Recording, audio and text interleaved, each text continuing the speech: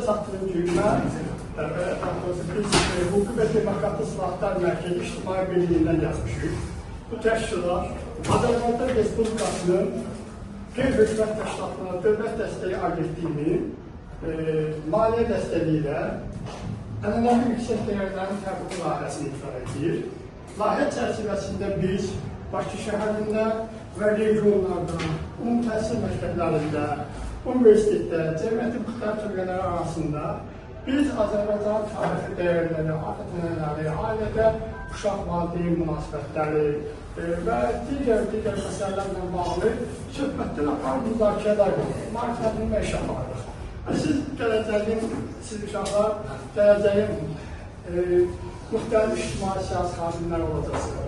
Eyni zamanda dövlət adamları olacaqsınız. Azərbaycanın dövlətin idarə edilməsində fəal iştirakçısı olacaq. Amma ailə dəyərləri bütün hallarda qorunub saxlanılan haldır. Çünki ailə demək olar ki, müqəddəsidir. Dövlət içərisində ailə kiçik dövlətdir. Dövlətin özünün konstitusiyası olduğu kimi, qanunları olduğu kimi, ailənin də özünə məxsus qanunları var. Çox yaxşı halda Azərbaycan Respublikası bizim onun üzrəli hər zaman ailə dəyərlərinə, ailə münasibətlərinə hər zaman xüsusi önəm verir, ailənin inkişafı ilə bağlı müvafiq sərəncamlar, imzalı fərmanlar verir.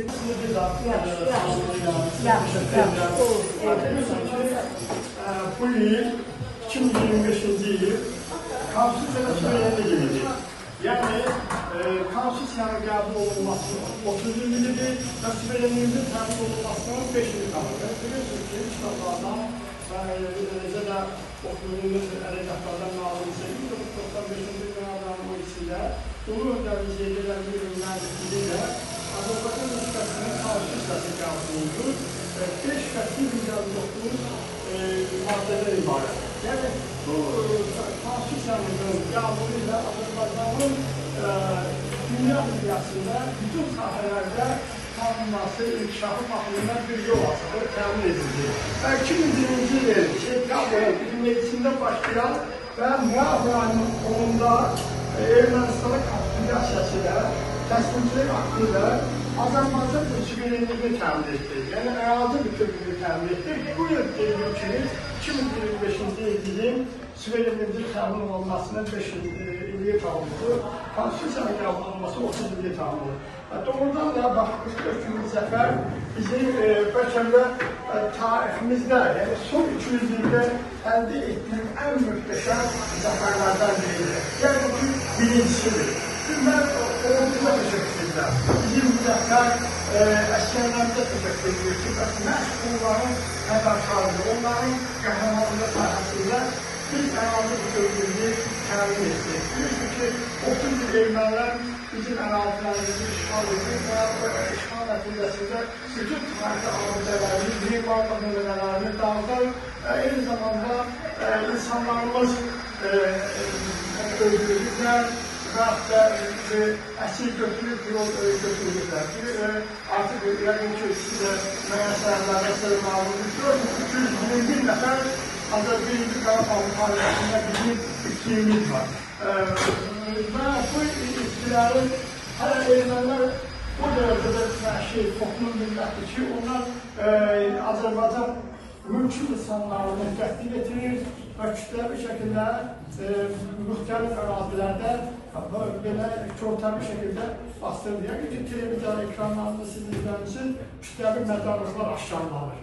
Və kütləvi məzarlıqlarda görürsən ki, 10 nəfəri, 15 nəfəri əllərini məftillərlə bağlayıblar, gözlərini çıxardıblar, müxtəlif orqanlarını kəsilib. Bu dərəcədə vəhşi formada həmin bizim o əsgər və zabitlərimizi və yaxud da mülki insanlarımızı orada bastırıblar, sonra üstlərini də taxtından, digər texnik avadanlıqlarla işləyib bağlayıblar.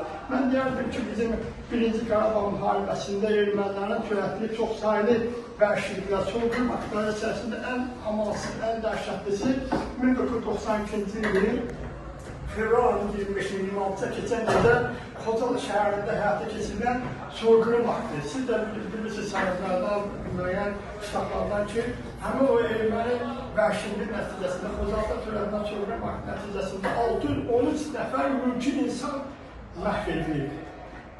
Demək olar ki, siz ailə tamamilə yox edilib də, onların nəsli tamamilə sıradan çıxarılır. Yəni, bu, bəlkə də tarixdə barmaqla sayılan soyqırımlardandır. Yəni, Xocalıda törədə erməni məşğulun, məsələn, Sormuz tarixində soyqırımı. Mən dedim ki, Xocalıda törədən soyqırım onun mənası da dəhşətli olur. Və erməniyyət sifəti, erməninin ucu belədir. Onlar ancaq özü öldürmək, qıymaq, məhv etmək üzərində. Ondan əvvəl bir 250-də ermənilər 2 milyon yoxun Azərbaycanlı məhv edildi. Ne qədər bizim şəhərlərimizi dağıtırlar. Qərbi Azərbaycanda bizim tarixi torpaqlarımızdır. Zəngəzurda, İrəvan biliyorsun ki, bizimdir də, bizim tarixi torpağımızdır. Amma çox təəssüflər olsun ki, bu günləri biz öyle gedə bilmirik. Buna görə ki, o Ermənistana, o erməni deyilən quruluşa tarixin dövründə, yəni 20-ci əvvəllərində bir günün hədiyyə etdilər o torpaqları. Ümumiyyətlə ermənilər üçün tarixi kitablarında bilirsiniz ki, ermənilər bu bölgəyə gəlmədilər. Sizlər də bu məsələdə biz müəyyən mənada ulularımızı da mən bəlkə də yanlış şey yol verirəm. Ulularımızı da qınamağa dəyər. Görürsünüz ki, 1934-cü ildə Qaraqoyunlar hökmdarlığının İrəvan istiqamətində bir nümayəndələrin Əmir Rüstəm adında orada Qaraqoyunlar hökmdarlığının nümayəndəsi olur, yəni ona idarə edir. O Qriqori Makula deyilən bir erməniyə 16 dənə kənd bağışlayır. Dünya kitablarda siz oxumusunuz yəni, bunlarda məlumatları var. Qriqori Makula həmin erməniyə, həmin Əmir Rüstəm 6 kənd başlayıb Eçməzdən gedir, məşhur onların Qatılıqlısı orada, əyləşir orada. Həmin o kənd daxil olmaqla 6 dənə kənd onları bağışlayır və 6 kənd bizim üçün bir faciənin sonraki dövrlərdə fəlakətin bir ideya oldu, əsası oldu. Sonra 6 kəndi ermənilər bilirsiniz ki, hala deyirlər, parazit kimi orada biraz inkişaf edirlər, formalaşırlar və özlərini bir edirlər. Onlar da 6 kəndi hesabla o ərazilərdə, Qərbi Azərbaycanda demək olar ki, özlərini yer tutda götür. Nəticə, bundan sonra görürlər ki, Allah satqınlığı, batarırlar, xəyanət etməkdir, daha fədakardır.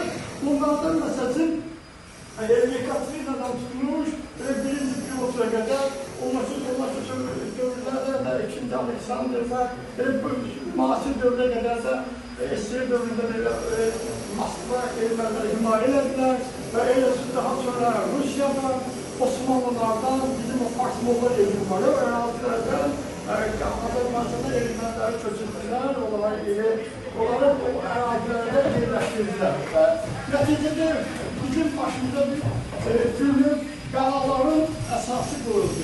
Yəni, tarixin dövründən o dövründə şükürlər olsun Allaha ki, biz asili kimi gəldiklərin hesabına, asili kimi bizim o qızların hesabına, bizim millətin birisi bərabərliyi hesabına 44 gün vətən müharibəsində biz torpaqlarımızın anladığında nail olduq. Biz buna görə bizim Fatih sərkərlərimiz, Ali Başkomandanımız, Prezident İlham Əliyevə təşəkkür edir. Minnətdarlıq edir. Həqiqətən də, bax, gəlin bizlərə nəzər yetirəklər, ətrafımızda hamısında bunlar şeylər müharibələrdir. Bax, sağımıza baxaq, Rusiya-Ukrayna müharibəsi gedir.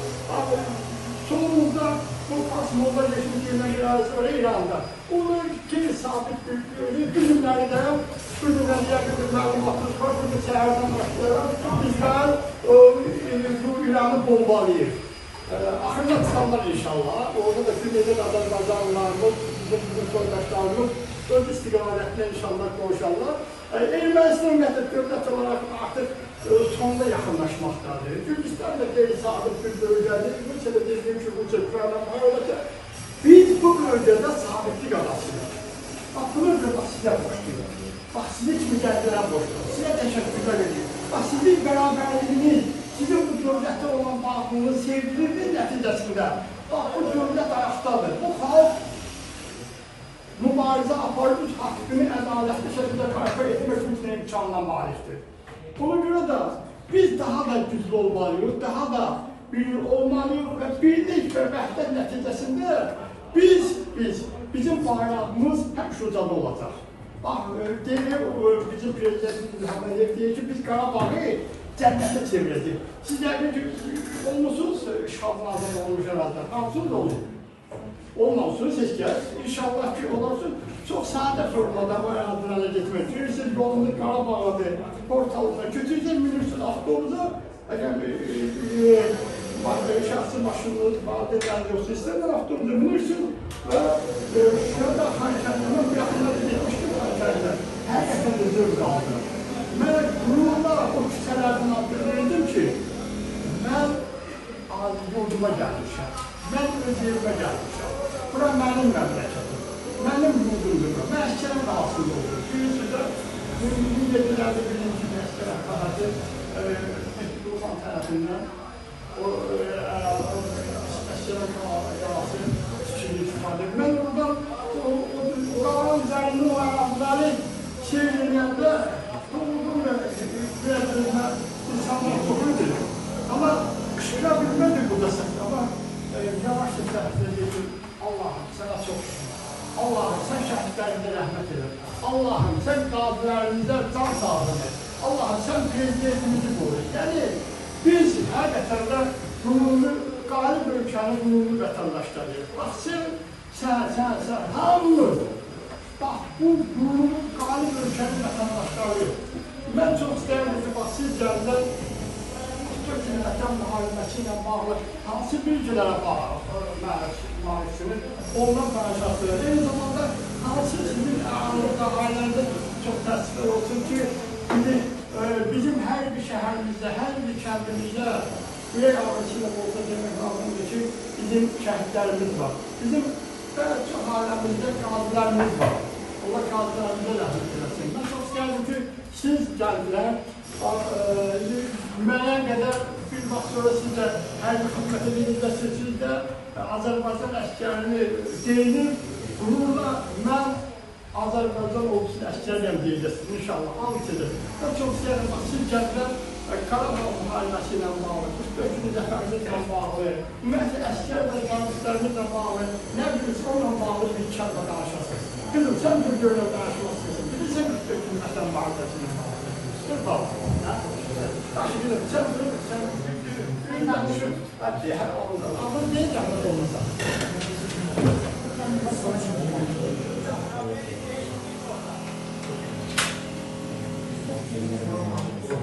Instagram yönetisi var.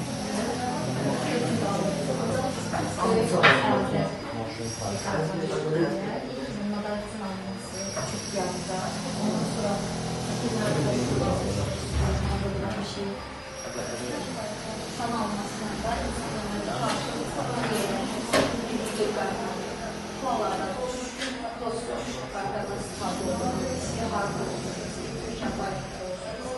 bu alacağınız hesabına zərb olsun. Bunların hamısından istifadə olmuş. Həm də ki, əskərlərin apardığı tutan taktikasında daha rahatlıqla bir yerləri ələ keçirmək.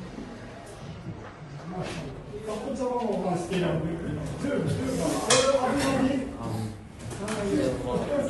Vətən müharibəsi ilə bağlı nə bilirsən, nə məlumatın var?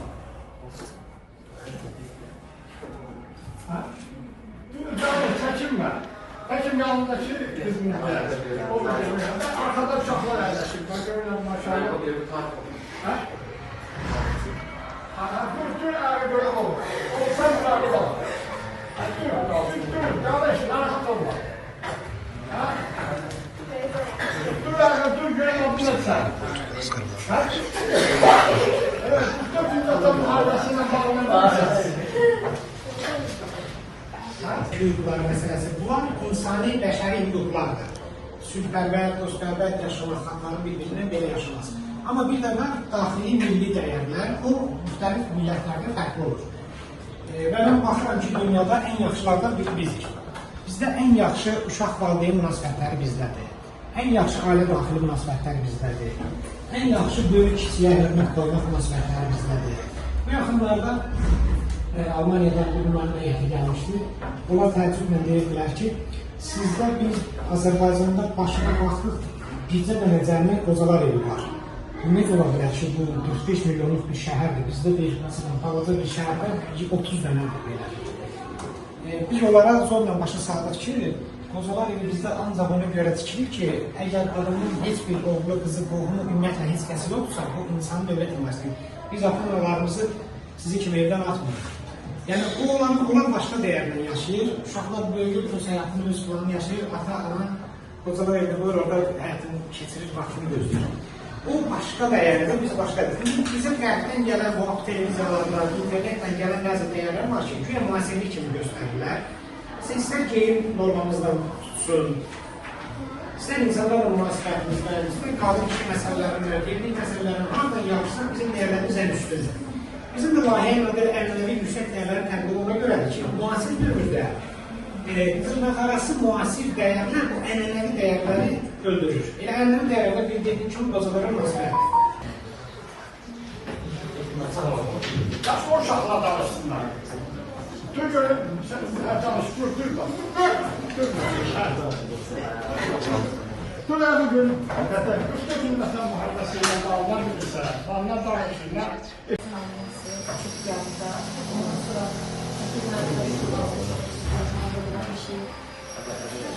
insan almasında insanlarla karşılıklı bir bu alanda dost arkadaş tabloları, siyah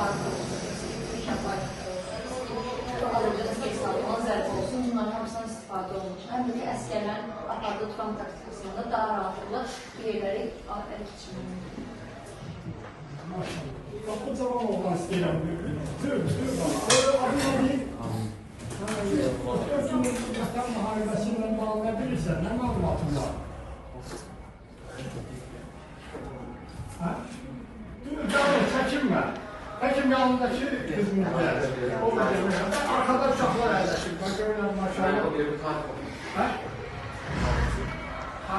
Dur, əvə görəm olur. Olsan bırakı var. Dur, yavaş, narahat olma. Dur, görəm o bilirsən. Evet, bu cümleten muharebesine bağlanmışsın.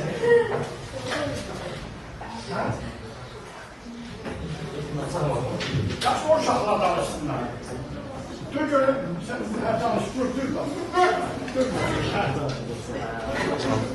Dur əvvəl görüm, üstə cümleten muharebesiyle bağlan bilirsən, bana danışsınlar, eşitmirsən, nə oxumursan. Üstə cümleten muharebesi səndə hansı hisslər yaratdı? Mağaçan olan sosiallara ilk gedələr günlərdə iştirak edilmişdir. İlk xəbərlərə baxanda çox həyəcanlı olurdu. Mən həmişə baxırdım ki, görün atımdan nə xəbər gəldi, həmişə səni görüb soruşurdum. Torpaqları ilk işğaldan azad etdikdə oradan çox həyəcanlı idim və çox da qürur verdim bizim ordumuzdan. Atamla qaydadan çox xoşbəxt olmuşdum.